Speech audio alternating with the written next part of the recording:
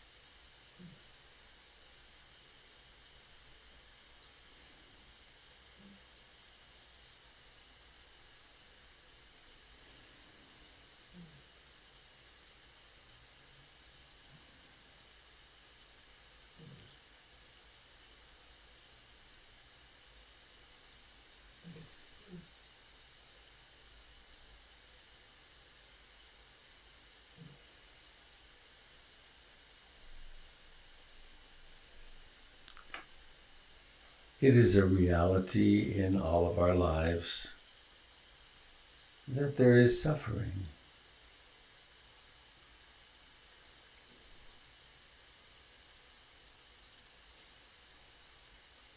Birth, sickness, old age, decay, and death.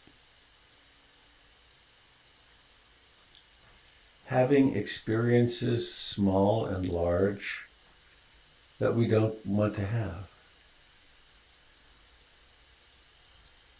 Not having experiences we do want to have, small and large. Not being able to be with the person or persons we want to be with, and being with persons we don't want to be with.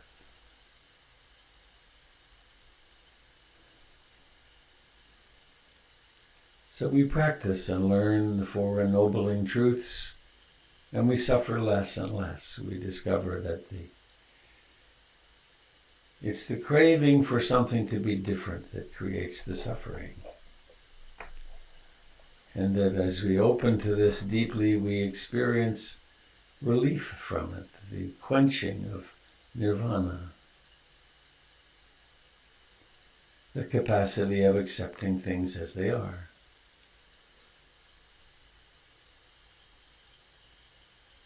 And along the way, there's plenty of dukkha, unsatisfactoriness.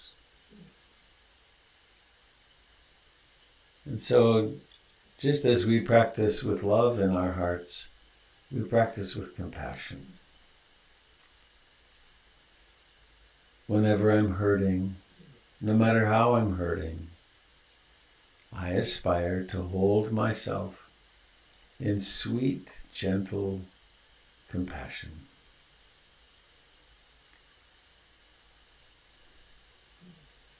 So we put aside denial about the difficulty of life.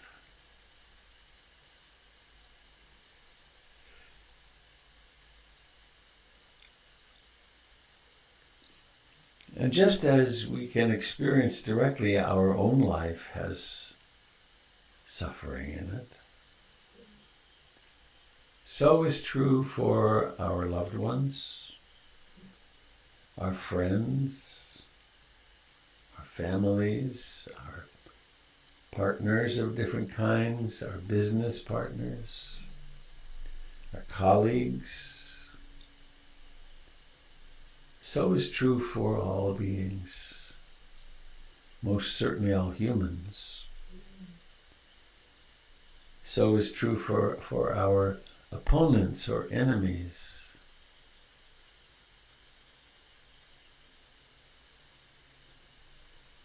And so with great care, we might reflect, may I be free from suffering.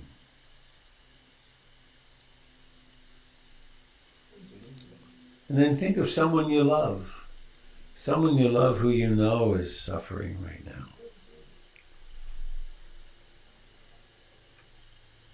Maybe in a small way or a big way. Imagine them smiling and free of that suffering. Maybe the pain persists, but the suffering can diminish.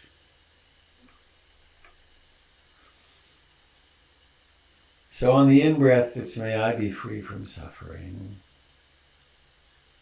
On the out-breath, may this loved one be free from suffering.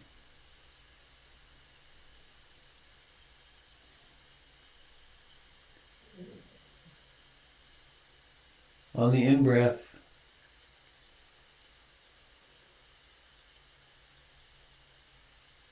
may I be free from all forms of suffering. May I hold myself in sweet compassion.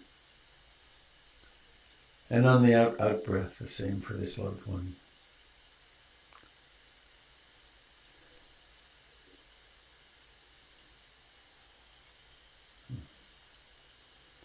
And we could move on to a friend. Think of a friend who you know to be suffering.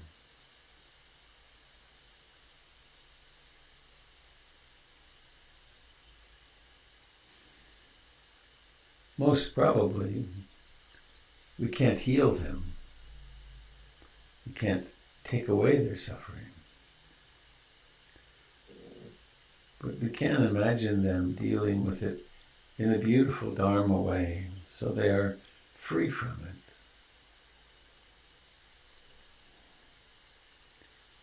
May you be free from suffering.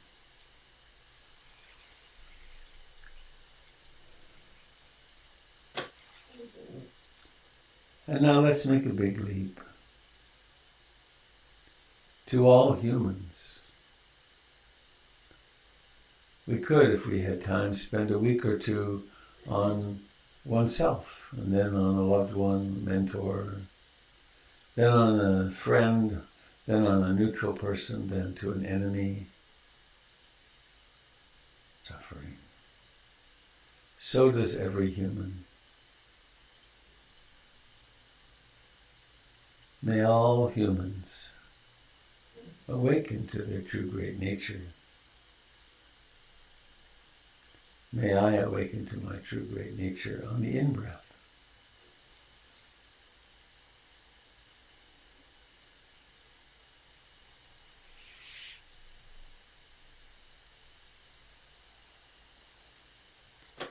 And let's close this morning as we've been doing. The gong will ring twice. The first is a reminder. Wake up, don't go back to sleep. Be here. The second is the transition from sitting to the next phase of life, including being aware of the face and the eyes, and letting the eyes open. And think about that. May all beings be free from suffering as your eyes fall on your fellow Sangha members.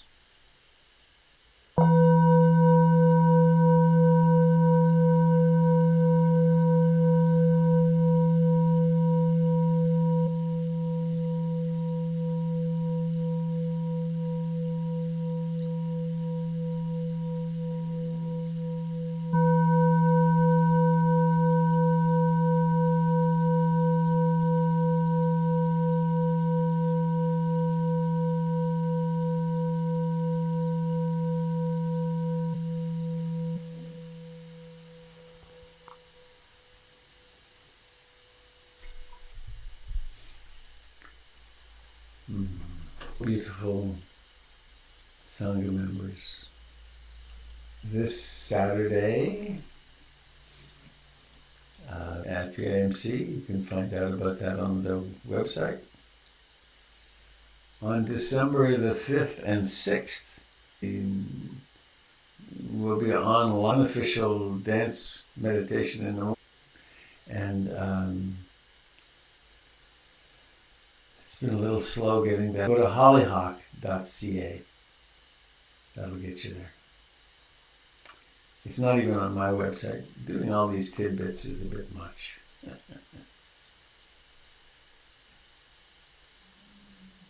And then I guess it would be wise to remind us about generosity.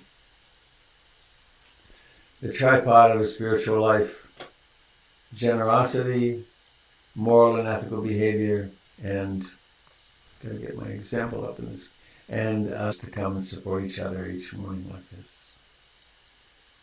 Find another way today you can be generous to yourself. And it doesn't necessarily mean shopping for something. It might mean not shopping for something. It might mean be generous with your deep needs and longing. And also to think about, if you're not already, becoming a donor at PIMC to support this remarkable mission that we have of helping people reduce their suffering and become happier. And the best way to do that is to go online and make a monthly contribution, because that really helps a lot with budgeting and so on.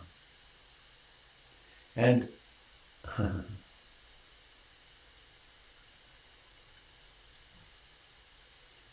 in the words of Marshall Rosenberg, can I remember it? It's a very short thing. Oh yes, I make this request of you, but please don't fulfill the request unless you can do it with the delight of a small child feeding a hungry duck. Then it's really worth doing. So I open the door to your sharing and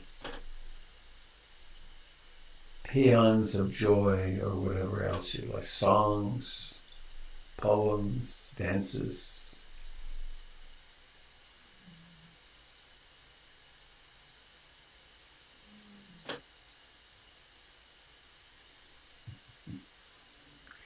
Kat, I see you're sitting in the midst of great tranquility and simplicity and ease this morning. It's basically my Thai forest retreat center today. I see. Mara has sent some interesting guests.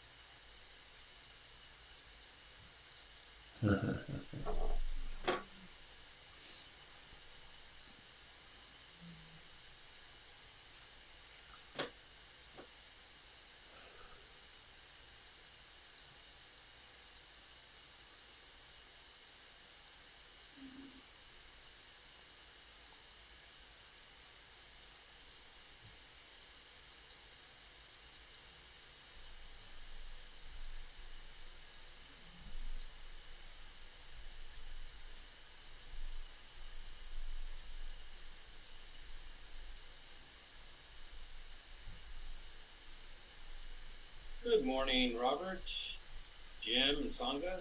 Peter from the Coup here. Hello, Peter. Got about 20 ducks just landing in my backyard right now, so that's kind of fun. You got what? 20 ducks. Oh.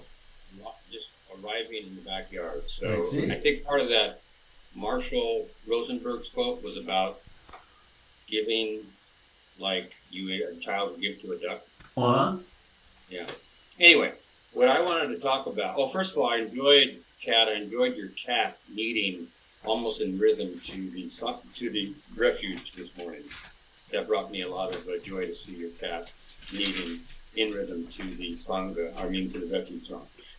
Anyway, I remember a quote, and I wish I could recall who it is, but it says, happiness is like a butterfly. The more you chase it, the more it eludes you. But when you turn your attention to other things, it comes and sits softly on your shoulder. So you had mentioned, Robert, about, the source of suffering is craving something to be different than what it is. So my question is that balance between, it is good to have goals in life, whether they're health goals, financial goals, education goals. So help me to understand that balance between not striving for something to be different, but at the same time making the effort to achieve something better. That makes any sense. Oh, sure. Are you familiar with the Serenity Prayer? Oh, yes. And the Irish prayer even before that one. Right. It's a little snippet out of that longer prayer. God, universe, mystery, grant me the serenity to accept the things I cannot change, the courage to change the things I can, and the wisdom to know the difference. So why not make plans, make clear goals, do management by objective as much as we can, as long as the goals are ethical and of service to ourselves and other beings and so on, and they're not based in greed and hatred. Why not? Go ahead. And many times it's not going to happen. And then how do I then go through life without being bent out of shape and grumpy about it all the time? Well, this is how it is. So there's acceptance of things as they are, and a willingness to intervene to some degree to make things different. And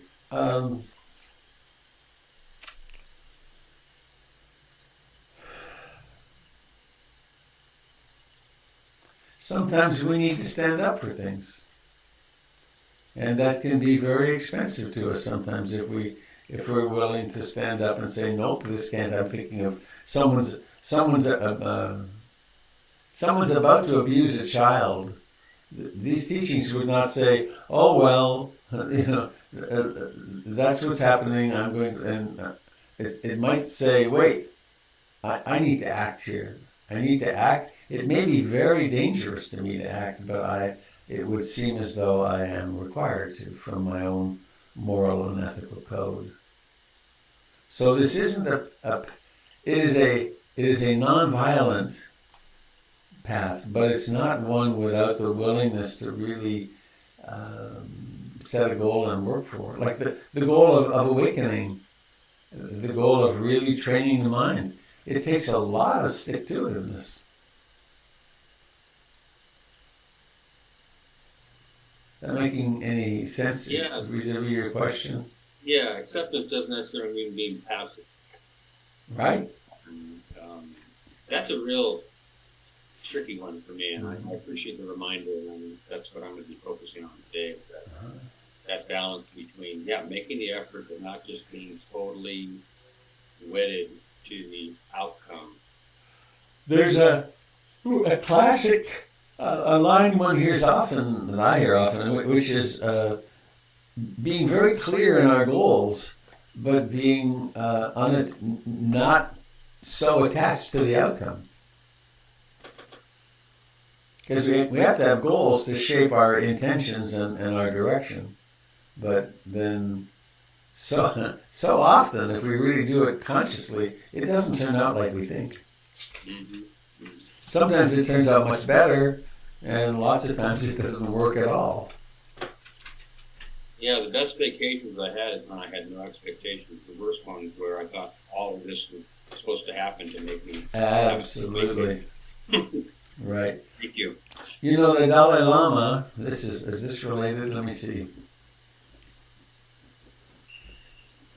The Dalai Lama, years ago, apparently, sent a group of men, friends of his, people he knew well. He sent them into Tibet on some mission. And they were captured and killed by the Chinese.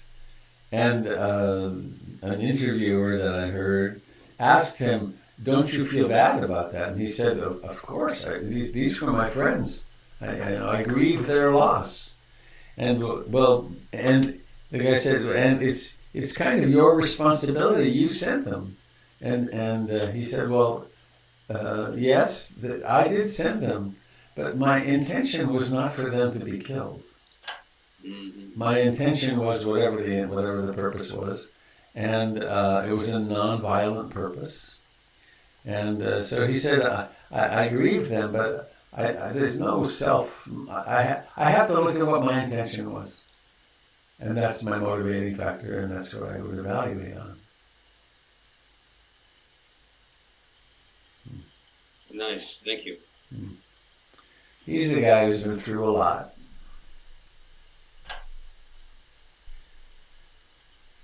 Robert and Peter, this is Had. Hi, Had. I just want to say that I thought the part of the Eightfold Path is right language, and regarding setting goals and having things happen or taking a stand, I find that in language I create my goals and take a stand.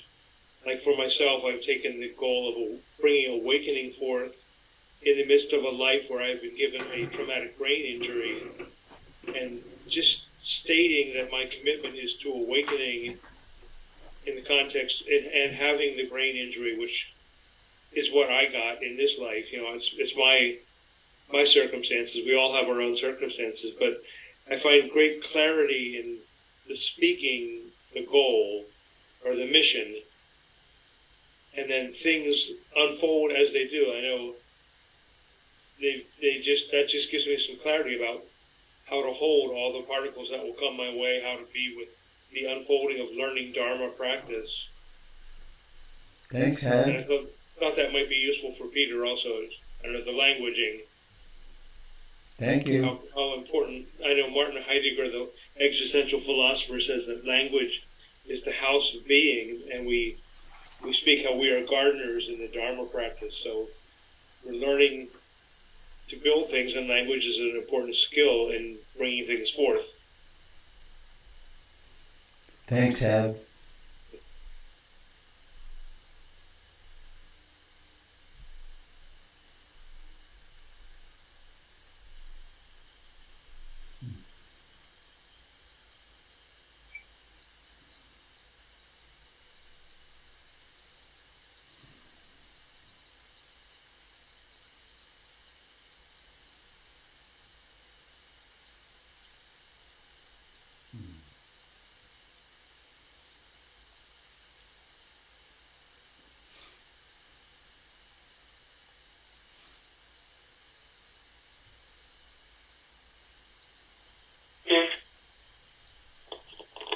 I hear someone. I heard someone.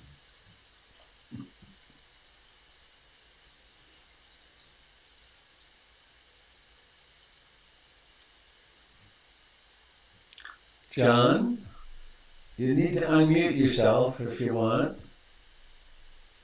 I can't do it from this end. There you are. Actually waving goodbye, but I will say really quickly, I think on the other side of that, I have a tendency to think that collapsing is somehow spiritual whatever, elevation, or not doing something, right? So the other side of that, which is, oh, I'm abandoning something, but in fact it's more of a collapse. It's like a helpless, depressed state. And I often confuse the renunciation or whatever that is with not having any goals or Right. not wanting anything in life. And I just wanted to speak to the other side because that's my... I know that one very well in myself. Yeah. Thank you so much today. Thank you. Copy. I think I hear Tim. You did? Oh, there you are. Hi. There I am. Hi. The last little thread of stuff of not being too attached to the goals and the intention, the importance of intention was really helpful for me right this minute. I was I was involved in the counter revote demonstration last night, and it started out real nice. There's two threads of it. One started out Park Blocks, and one started out at Revolution Hall. I was with the bus from Revolution Hall, and the organizers at the beginning said this is a non-violent event. We don't want any violence. We all agreed to that, are we not? This is a non-violent event. This is what we're doing. And everybody says, yes, that's what we're doing. And it was, and it proceeded as it proceeded. And later on, after the two groups joined up downtown, then that's about when I split, because I've only got a couple of hours of this stuff in me before I need to go home. So I was gone before the fecal matter hit the air conditioning unit. But when I got home, then I checked in on Facebook just to see what was going on, and there was a bunch of what I've heard so many times before. Oh my God, what are these people doing? Why the hell are they breaking windows? This is not helping, etc. And I had this feeling of futility of betrayal. You know, I put in my effort to do this thing, and these jerks screw it up.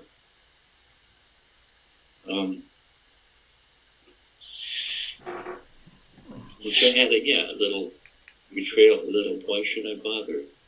Damn it anyhow, about that. And it really helped me this morning to hear those, not being attached to goals. We went, great majority of the people went with the best of intentions, and the other parts of intention went with the best of intentions, did the right thing according to our own ethics.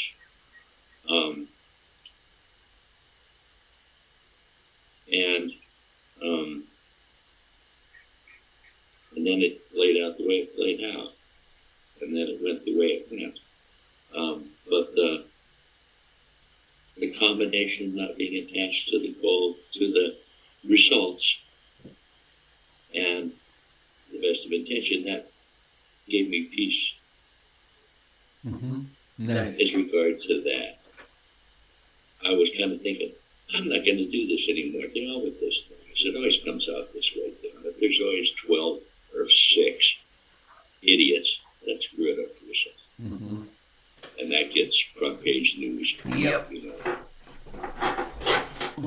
And I was toying with the idea, just saying, you know, this, I'm not going to do it anymore. But that's like, look, I'm not going to stand up anymore. I'm not going to do what's right anymore. No, I can't do that. I can't do that. I don't have that in me. So that helped me with peace, and that's, I'm so grateful for the Dharma in that application. Thanks, Tim.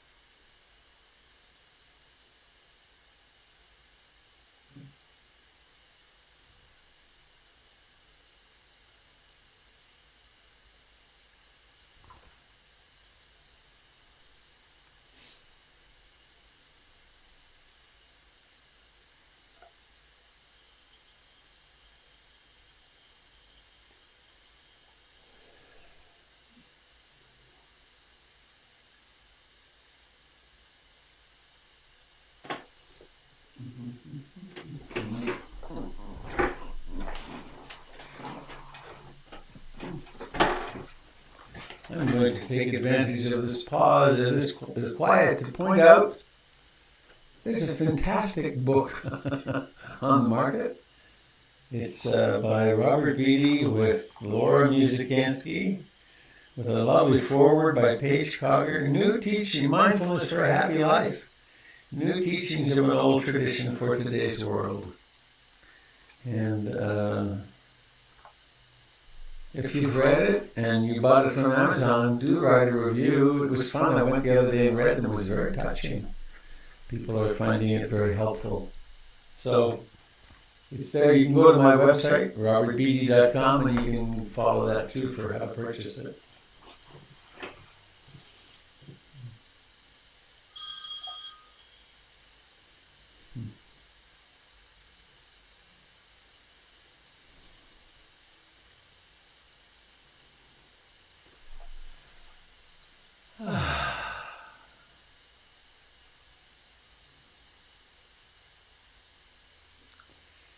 It looks like we're going to have clarity about the election today.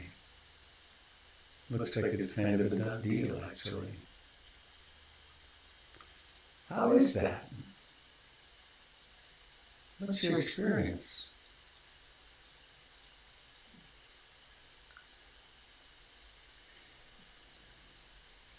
The only problem with being on the winning side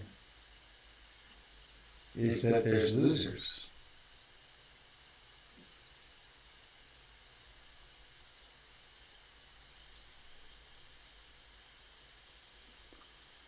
And having compassion for the circumstances of the winners who become lost in elation and the losers who are hurting and lost in hopelessness or despair or fear.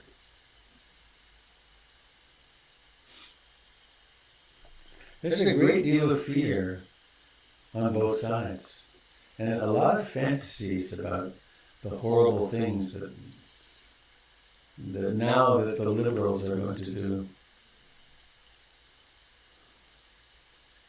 All based in mind and ideas and beliefs.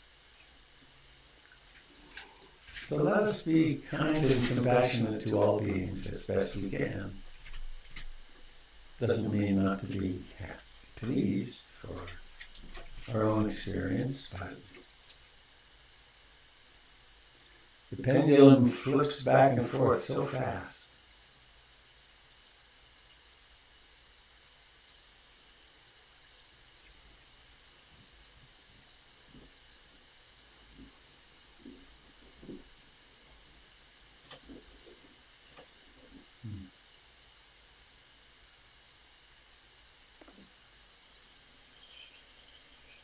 Good morning, Robert. This is Susanna. Can you hear me? I can hear you fine, Susanna. Hi. I woke up this morning and I was thinking I would really love to see at every level, starting at neighborhood level all the way up to the national level, that we create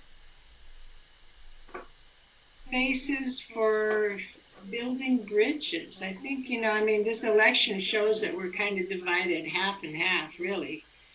And that's not helpful. That's, can't divide that. We can't do that. So I would really like to see it trying to build big bridges to reach each other and talk to each other about needs, getting needs met, how we can, because we have common needs, but we have different ways of getting them met. So how can we, anyways, that's what was my thought this morning, that maybe I'm hoping that there'll be some kind of effort like that nationwide and locally and neighborhood-wise, to try to build some bridges.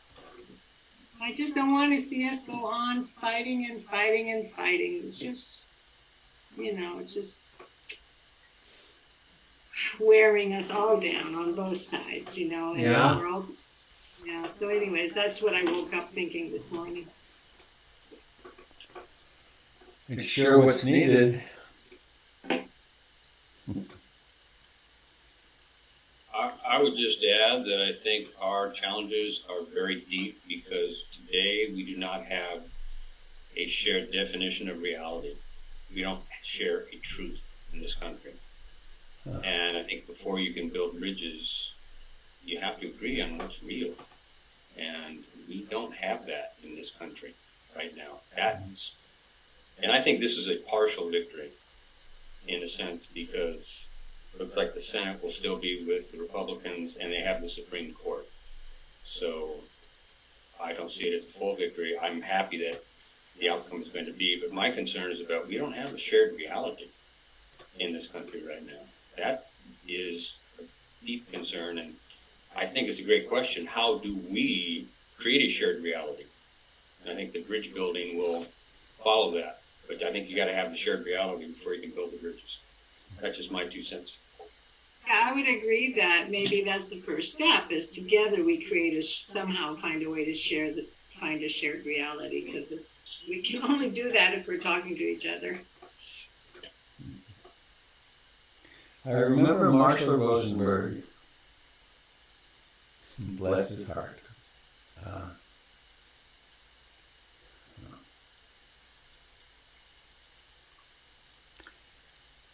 He said it can take a long time in working with a group or with a couple until they're capable of speaking in their feelings and needs. And he said, as soon as we get there, we can resolve the problem in 20 minutes, tops. But we have to get down out of our ideas and strategies and the imaging and what are our feelings and needs. And that I think, Peter, is the coming into the same reality, which is what we share, our feelings and needs. But as long as we're in ideology, there's no possibility of a common ground, really, because it's fantasies.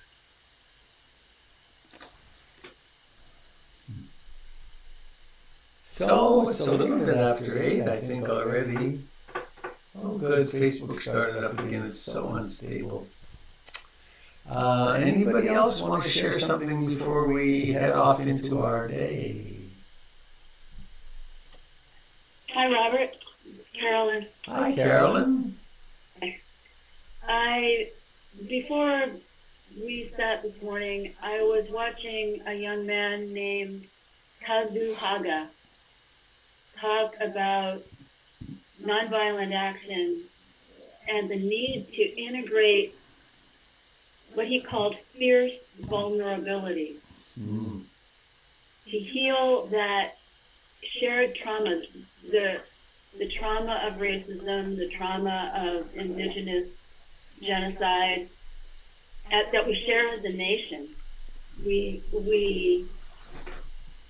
need to allow ourselves to show our scar. He said that nonviolent action doesn't start from our wounds, but from our scars. And I thought, wow, that we have to do the work. We have to, as individuals, do that work, and then the action to manifest that in the world. Because as you were saying, it's our duty to manifest who we are in this life, but it's not to attend to the outcome. It's just that's who we are, and that's who we have to be, and then we just let it go. Thank you.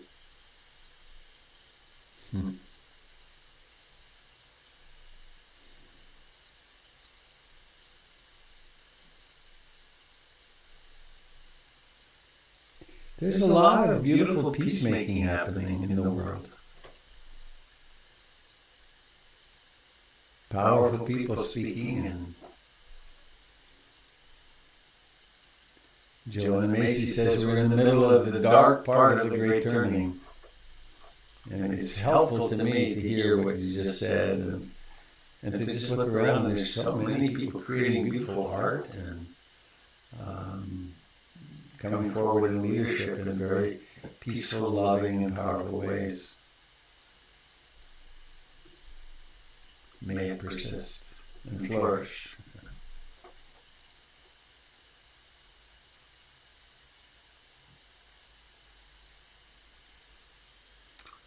Well, let's close today with a yafata. I've been doing these yafata and the others for 25 years or so. They're particularly relevant now, I think, because of the anti-Islam madness. To recognize that at the core of Islam is incredible love and beauty. There's the 101 beautiful names of God. Islamic prayer usually starts with Bismillah ar-Rahman ar-Rahim. I begin in the name of Allah, whose name is our compassion and mercy.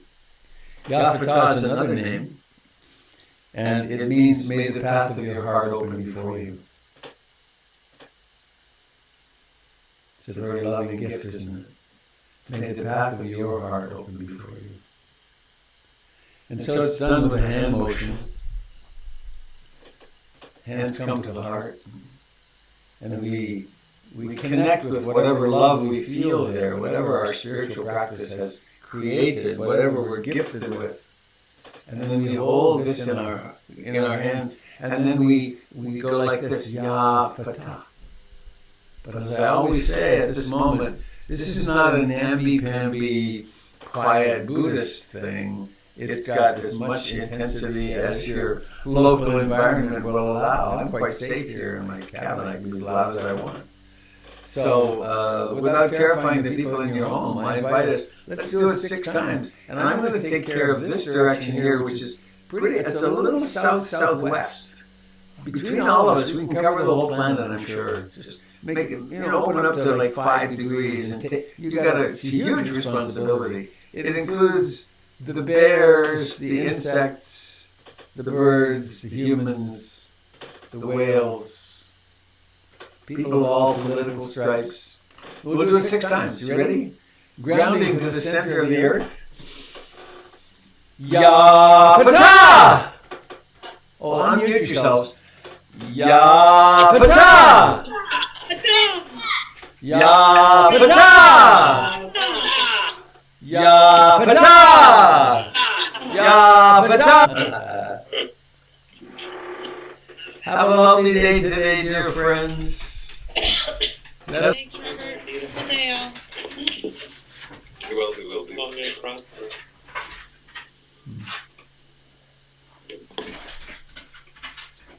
Thanks, everyone.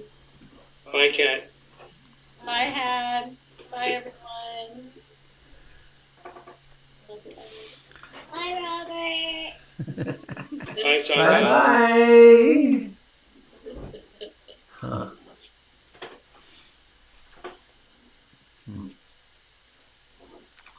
Well, friends.